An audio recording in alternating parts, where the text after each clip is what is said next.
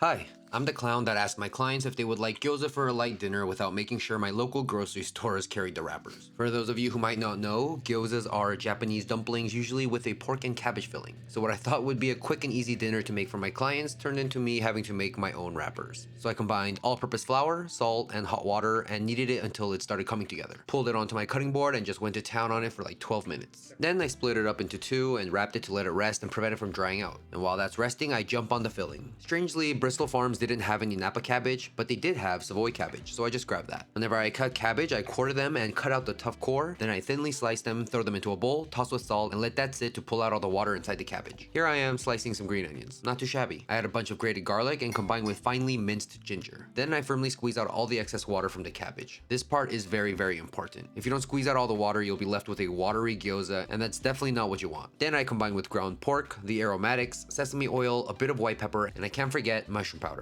The dough has rested for about 15 minutes, which should be plenty of time for the gluten to relax and finish hydrating. If you were to skip the resting phase, you would have an absolute terrible time trying to get them to roll out. I rolled them out to a log, cut out 8-gram portions, and then I got rolling. I used cornstarch to prevent them from sticking to each other and to the rolling pin. Then I lay out 9 at a time and put in a little bit more than half a tablespoon of filling into the center of each wrapper, rubbing water around the outside to help stick to itself and get pleating. I used to make hundreds of these at one of my jobs 15 years ago, but I really haven't done it since, so I gotta admit, I was pretty rusty.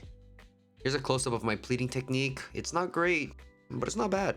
It's better than I thought it would be. I made the rest of the gyoza, froze half for a future appetizer if we have guests.